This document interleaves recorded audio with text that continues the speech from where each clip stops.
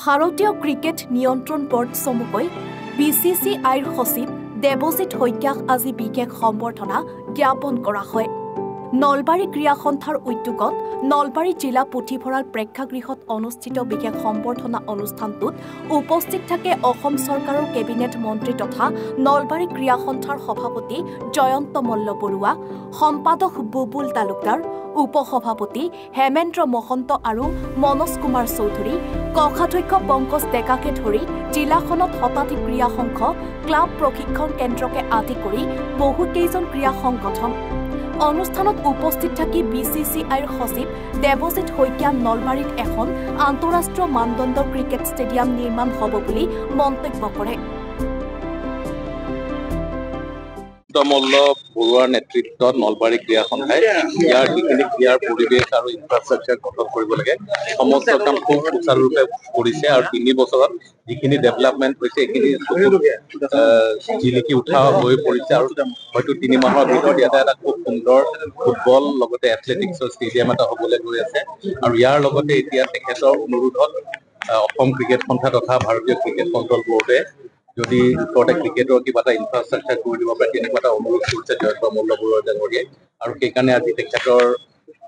নিৰ্দেশতে কওক, তেওঁৰ ইচ্ছাতে কওক বা তেখেতৰ ৰিকুৱেষ্টতে কওক, আমি আহি আজি পৰিদৰ্শন কৰিলো। ওচৰতে থকা এটুকুৰা খালী মাটি আছে, সেইটুকুৰা মাটি আমাক দেখুৱালে আৰু যদি যিখিনি লেণ্ডৰ ৰিলেটেড যিখিনি কাম থাকিব সেই কামখিনি যদি সোনকালে হয় মই ভাবিম যে অতি সোনকালে অসম ক্ৰিকেট সন্থা তথা ভাৰতীয় ক্ৰিকেট কণ্ট্ৰল বৰ্ডৰ সহযোগিতাত ইয়াতে খুব সুন্দৰকে এটা ক্ৰিকেটৰ ইনফ্ৰাষ্ট্ৰাকচাৰ গঠন কৰি দিয়া হয়। 1.5 বছৰ যদি আমি কামখিনি আৰম্ভ কৰিব পাৰো 2-3 মাহৰ ভিতৰত মই ভাবো যে 1 বা 1.5 বছৰৰ ভিতৰত ইয়াতে প্ৰপাৰ ক্ৰিকেট গ্ৰাউণ্ড এখন উইথ পেভিলিয়ন, তাৰ লগত প্ৰেক্টিচ এৰিয়া, প্লেয়াৰ্ছ হোষ্টেল, এই গোটেইখিনি লৈ পেলাই এটা ফাৰ্ষ্ট ক্লাছ ভেন্যু কৰিব পৰা পৰিৱেশ এটা হৈ আছে আৰু মই আশা কৰিম যিটো গতিত ইয়াত ইমান দ্ৰুতগতিত কামবোৰ হৈছে ক্ৰিকেটৰ ইনফ্ৰাষ্ট্ৰাকচাৰৰ কাৰণেও এই দ্ৰুতগতিতে অসম ক্ৰিকেট তথা ভাৰতীয় ক্ৰিকেট কণ্ট্ৰল বৰ্ডে বিভিন্ন ব্যৱস্থা লৈ এই ইনফ্ৰাষ্ট্ৰাকচাৰখিনি কৰিছে। মোক আজি মৰম দিলে, চেনেহ দিলে আৰু যিটো হেৰি কৰিলে মোক সম্বৰ্ধনা দিলে, এইটো অভূতপূৰ্ব। ইমান মৰম মই এনেকে পোৱা নাছিলো। তাৰ কাৰণে গোটেই জীৱনৰ কাৰণে আজি অনুষ্ঠানটো মনত থাকিব আৰু তাৰ কাৰণে মই নলবাৰী ক্ৰীড়া সন্থাৰ সভাপতি সম্পাদকে ধৰি সমূহ বিষয়ববীয়া আৰু ইয়াতে উপস্থিত থকা বিভিন্ন অনুষ্ঠানৰ প্ৰত্যেকজন ব্যক্তিক মই অন্তৰৰ পৰা ধন্যবাদ জনাইছো। আপোনালোকে গম পাইছে যে ICC 50 অভাৰ্ছ উইমেন্স ৱৰ্ল্ড কাপ হ'ব ভাৰতত 30 ছেপ্টেম্বৰৰ পৰা 2 নৱেম্বৰলৈ আৰু অসমে পোন প্ৰথমবাৰৰ বাবে ICC ৱৰ্ল্ড কাপৰ ভেন্যু হিচাপে পাইছে বৰ্ষাপাৰা অসম ক্ৰিকেট সন্থাৰ ষ্টেডিয়ামত, য'ত 4খন লীগ লেভেলৰ খেল হ'ব আৰু এখন ছেমি ফাইনেল। যদি পাকিস্তান ছেমি ফাইনেল নাপায় তেতিয়াহ'লে গুৱাহাটীত ছেকেণ্ড ছেমি ফাইনেলখন গুৱাহাটীত অনুষ্ঠিত হ'ব। যদি বাই চান্স পাকিস্তান ছেমি ফাইনেললৈ পায় তেতিয়াহ'লে ভাৰতত ছেমি ফাইনেলখন অনুষ্ঠিত নহয়, সেইখন শ্ৰীলংকাত থকা প্ৰেমদাসা ষ্টেডিয়ামত অনুষ্ঠিত হ'ব। টেষ্ট মেচ সৰ্বপ্ৰথমবাৰৰ কাৰণে অসমত টেষ্ট ভেন্যু হিচাপে অলৰেডি এনাউন্স কৰিছে। 22 নৱেম্বৰৰ পৰা 26 নৱেম্বৰত ACA ষ্টেডিয়াম বৰ্ষাপাৰাত ইণ্ডিয়া আৰু চাউথ আফ্ৰিকাৰ মাজত দ্বিতীয় যিখন টেষ্ট হ'ব সেই টেষ্টখন গুৱাহাটীত অনুষ্ঠিত হ'বলৈ গৈ আছে আৰু সেইটো হোৱাৰ লগে লগে অসমে বিশ্বৰ যিখন মানচিত্ৰ আছে তাতে এটা বিশেষ স্থান গ্ৰহণ পাব। IPL-ৰ দৰে খেল হৈছে, T20 পাতি আছো, ODI পাতি আছিলো, IPL পাতি আছিলো আজি বহুত বছৰৰ পৰা আৰু এতিয়া যিহেতু টেষ্ট মেচ আৰু ৱৰ্ল্ড কাপ হ'ব, এইখিনি হৈ যোৱাৰ লগে লগে যিমানবোৰ হাইয়েষ্ট লেভেলৰ খেল থাকে প্ৰত্যেকখন খেল পতাৰে আমাৰ এক্সপিৰিয়েঞ্চো হ'ব আৰু আমাৰ সেই